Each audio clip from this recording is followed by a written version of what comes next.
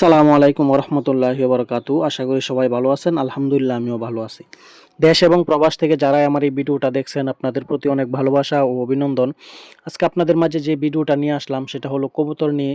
আর এই কবুতরের শখ বাংলাদেশের মানুষের এমন কোনো যুবক নাই যে তার কবুতরের শখ নাই। মোটামুটি 80% লোকের এই শখ আছে। এই যে দেখেন দুইটা কবুতরের বাচ্চা আজকে আমি নামাইলাম। এটা হলো বোম্বার বাচ্চা।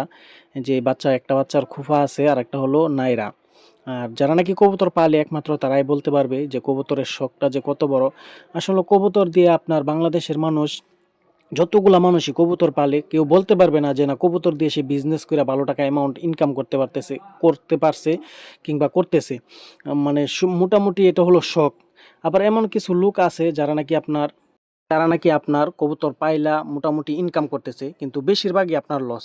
তবে এটা হলো শখ। আর আমার বাড়িতে কেউ না থাকার কারণে এই যে দেখেন অনেক দিন যাবৎ প্রায় 1.5 বছর উপর আমি প্রবাসে ছিলাম, যার কারণে আমার টংগুলো পরিষ্কার মতো করার মতো কেউ ছিল না। আর আমার বাবা বাড়িতে ছিল, সে খুব অসুস্থ, মানে সে উপরে উঠা মানে টংগুলো পরিষ্কার করার মতো না। আবার অনেকে বলতে পারেন যে ভাই আপনি বালু টঙ্ক বানায় নিতেন। আসলে আমি কিন্তু মিস্ত্রি, আমি চাইলেই কিন্তু টঙ্ক বানাইতে পারতাম, কিন্তু আমি প্রবাসে চলে যাওয়ার কারণে এখন শখ বিদায় এই কবুতরগুলো আমি রাখছি। আর দেখেন কতগুলা ময়লা হয়েছে, যে অনেক দিন না থাকার কারণে অনেকগুলা ময়লা হয়েছে। আর এগুলা পরিষ্কার করতে গিয়ে অনেক কীড়া হয়ে গেছে ভিতরে। যে আপনারা দেখতেছেন যে আসলে মানে কবুতর পাললে আপনি যখন 2-3 মাস পর পর এটা পরিষ্কার করে দিবেন, 2 মাস পর পর তখনগুলো কবুতরগুলো আপনার ভালো থাকবে, সুস্থ থাকবে।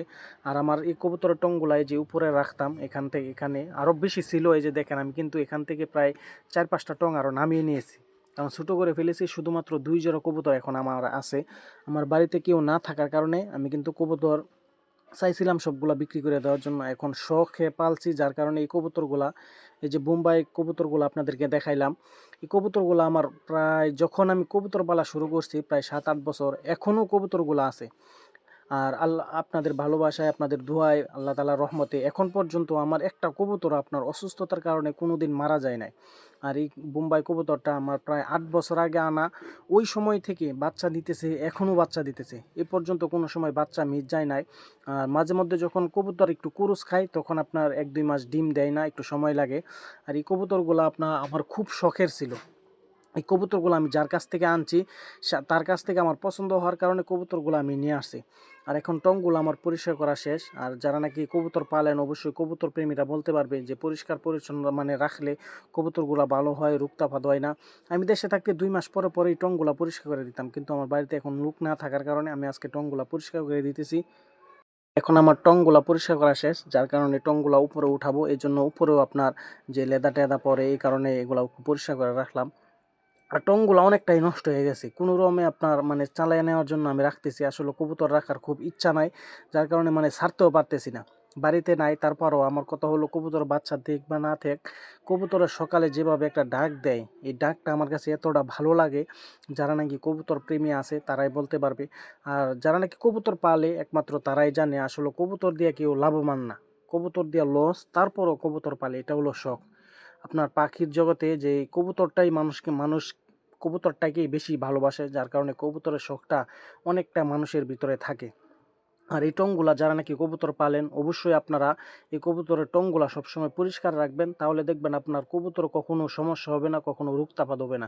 অনেকে আছে যে কবুতর টং আপনার প্রায় 6 মাস 8 মাস হয়ে গেছে পরিষ্কার করে না, যার কারণে আপনার কবুতরের টংগুলা পরিষ্কার না করার কারণে, যার কারণে তাদের কবুতর অনেক রোগতাপাত হয়, অনেক সমস্যা হয়। আমি দেখছি আমার পাশাপাশি অনেকেই কবুতর পালে, কিন্তু এ পর্যন্ত তাদের কবুতর অনেক মারা গেছে রোগে, কিন্তু আমার কবুতর আজ পর্যন্ত কখনো আমার কবুতর রোগে মারা যায় না। আমি অনেক কবুতর পালতাম কিন্তু এখন পারি না। 2 জোড়া কবুতর আছে, এখানে 2টা টং আর ওই পাশে। এখানে 2টা টং দেওয়ার কারণ হলো যে এখানে আমার যে বোম্বাই কবুতরটা, এটা মনে করেন আপনার বাচ্চা রেখে ডিম পেড়ে দেয়, যার কারণে আমি ওই পাশে আর একটা টং রাখা দিছি, সে যাতে এখানে বাচ্চা থুয়ে ওইখানে ডিম পারতে পারে। আর আমার বোম্বাই কবুতরটা হলো অনেকটাই আলসা, যার কারণে এই যে দেখেন কুটগুলা আমি নিয়ে দিতেছি।